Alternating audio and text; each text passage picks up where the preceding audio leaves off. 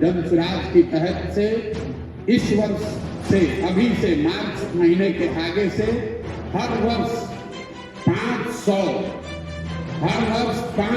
अति पिछड़ा समाज के बच्चों को जन सुराज अपने खर्चे पर, मेधावी छात्रों को पढ़ाने का खर्चा जन सुराज से दिया जाएगा। तो ये है, एक बार चाहे आधी पेट खाइए, लेकिन अपने बच्चों को पढ़ाने पर पैसा खर्च कीजिए। अपने बच्चों को जब तक आप पढ़ाएंगे नहीं, तब तक किसी भी हालत में, किसी भी व्यवस्था में आपका और आपके बच्चों की तरक्की नहीं हो सकती है, उनको आगे नहीं बढ़ सकते हैं।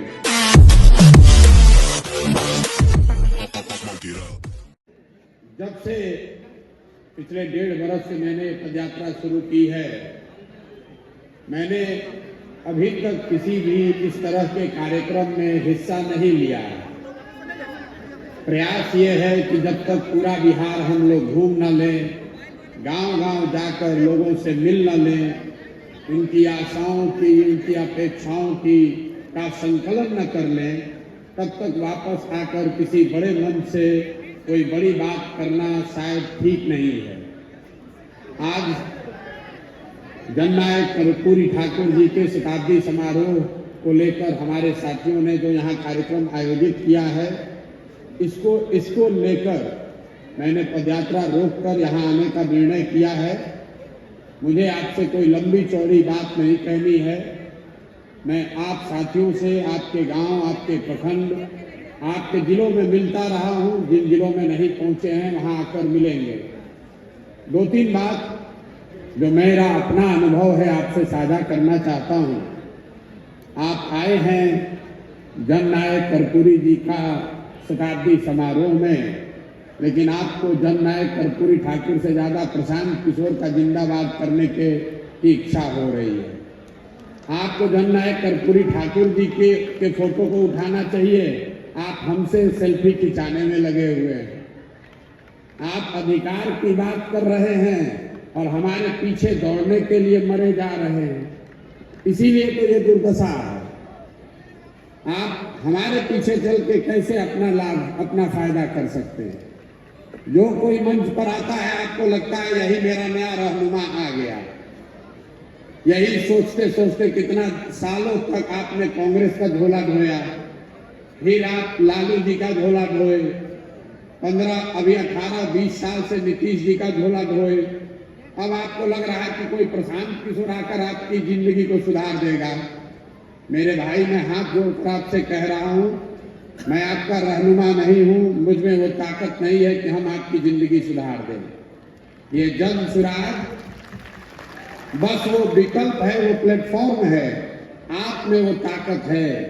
आपको अपने बच्चों के लिए खड़ा होना पड़ेगा। हम आपके पीछे चल सकते हैं। ये पहला ऐसा प्रयास है जिसमें हम आपको अपने पीछे चलने के लिए नहीं कह रहे हैं। आप पीछे चले, अलग अलग विचारधाराओं के पीछे चले, अलग अलग नेताओं के पीछे चले। जहां भी चले सब जगह आपको धोखा मिला। अगर हमारे पीछे चलिएगा तो यहां पर भी आपको धोखा मिलेगा। इसलिए मेरा आपसे आग्रह है, अनुरोध है, सुझाव भी है, किसी के पीछे मत चलिए, हमारे पीछे भी मत चलिए, आप आगे चलिए और जन सुराज की जो व्यवस्था है, जो संसाधन है, जो हमारी ताकत है, उसको अपने पीछे लगाइए। तब आपका भला होगा, तब आपके समाज की तरक्की होगी। अभी जातिगत सर्वे हुआ है।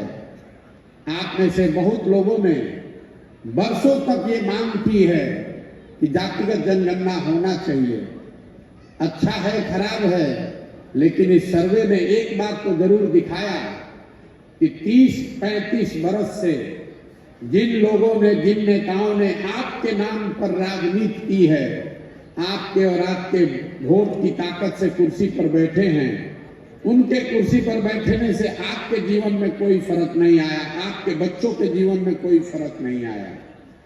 और कुदरत का देखिए, ये नियति ऐसी चीज है, ऊपर वाला की जो ताकत है, उन्होंने उन्हीं के दिमाग में ये बात डाल दी। उन्होंने खुद से सर्वे किया और बताया कि भाई आपकी स्थिति 30 वर्ष पहले जो थी वही स्थिति आज भी बनी हुई है। ये विवाद का विषय नहीं है। वो लोग जो आपका रहनुमा होने का दावा कर रहे हैं, जो आपका 30 वर्ष से वोट ले रहे हैं, उन्होंने खुद स्वीकार कर लिया अपने सर्वे से ही कि आपकी स्थिति में पिछले 30 वर्ष में कोई फर्क नहीं आया है। तो मेरी अपनी समझ ये है कि अगर आप हमारे साथ चलिएगा तो भी आपकी स्थिति में कोई फर्क नहीं आएगा। आपकी स्थिति तब बदलेगी जब आप अपने बच्चों के साथ चलिएगा, अपने बच्चों की लड़ाई लड़िएगा। और लड़ाई लड़ने का मतलब सिर्फ आरक्षण नहीं है। बहुत लोगों को लगता है, ज्यादातर ये जो जातिगत समीकरण बनाने वाले लोग हैं, हम लोगों ने 10 साल बहुत बड़े स्तर पर राजनीति को देखा है, ये आपको लगता है कि आरक्षण मिलने से सब कुछ हो जाएगा। एक आंकड़ा आपको दे रहा हूं, आप लोग याद रखिए।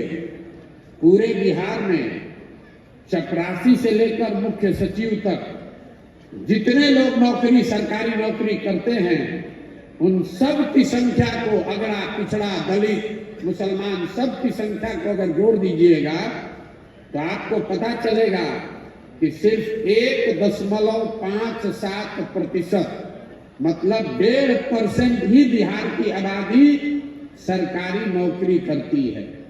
98.5% आबादी जो है उसको तो सरकारी नौकरी है ही नहीं। तो अगर आपको कोई आरक्षण का लाभ दे भी रहा है तो उसी 1.5% में तो आपको कुछ मिलना है। आपकी स्थिति तब सुधरेगी जब 100% आपको बच्चं को पढ़ाई की व्यवस्था की जाएगी, तब आरक्षण का लाभ आपको मिल सकता है। जब आपके बच्चे पढ़ ही नहीं रहे हैं तो आपको आरक्षण का लाभ मिलेगा कैसे? आप भागीदारी की लड़ाई लड़ रहे हैं, भागीदारी तो आपको मिल ही गई है। बिहार के गरीबों में सबसे बड़े भागीदार आप हैं। बिहार के अशिक्षित बच्चों में सबसे ज्यादा अशिक्षित बच्चे आपके समाज के लोग हैं। बिहार के भुखमरी के शिकार लोगों में सबसे बड़ी भागीदारी आपकी है। आपने भागीदारी मांगी सत्ता में, आपको भागीदारी मिल गई गरीबी में, अशिक्षा में, भुखमरी में, पिछड़ापन में। और इसका एक ही उपाय है, अपने पैर पर खड़े होइए, जन सुराज की इस व्यवस्था का लाभ उठाइए। लोग बताते हैं कि हमारा सुझाव लेकर बड़े बड़े लोग नेता बन गए, चुनाव जीत गए। आपको ये खुला निमंत्रण दे रहा हूं, आप अपने और अपने बच्चों को जन सुराज की इस व्यवस्था से जोड़िए। मेरे पास जो भगवान का दिया हुआ शक्ति, बुद्धि, साधन है, वो सब कुछ आपके पीछे, आपके बच्चों के पीछे लगेगा। किसी का झंडा लेकर मत घूमिए। अगर झंडा लेकर चलिएगा आपका भला कभी नहीं होगा। अभी ये अधिवेशन आज शताब्दी समारोह में शुरू हुआ है। मैं यहाँ भाषण देने नहीं आया हूँ। मेरी जो समझ है आपको सुझाव दे रहा हूँ, मानना नहीं मानना आपकी मर्जी है।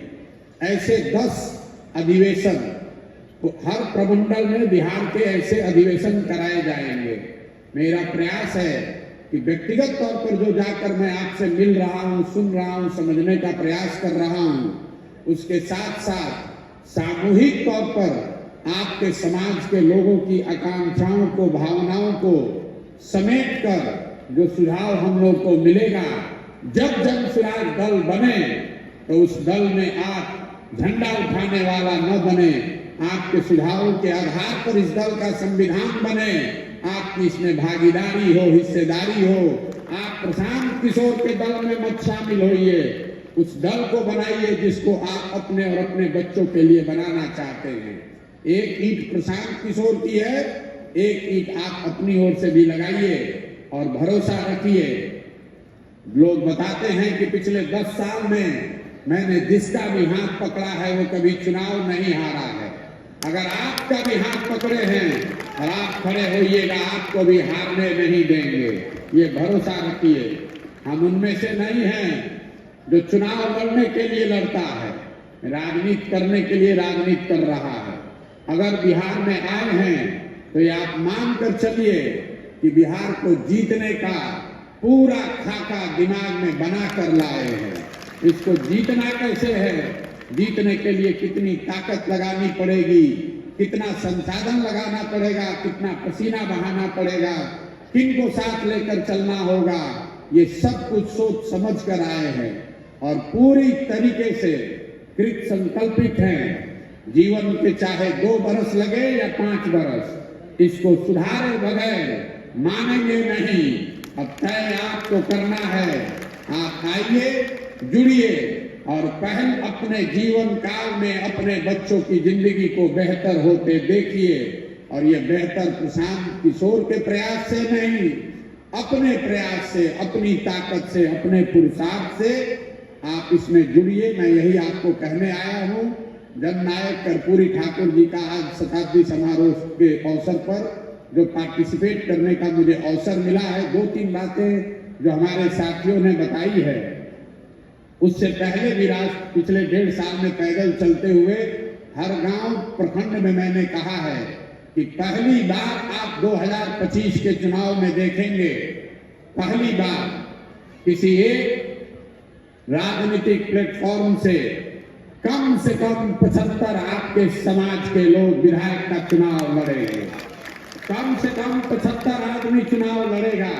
और मन से आपको दावा कर रहे हैं कि अगर जो दल और नेता आपका रहनुमा होने का दावा करता है, जरा उनसे पूछ लीजिए। और उनको चुनौती भी दे रहा हूं, अगर उनमें दम है तो आपके 75 लोगों को लड़ा कर दिखा दें।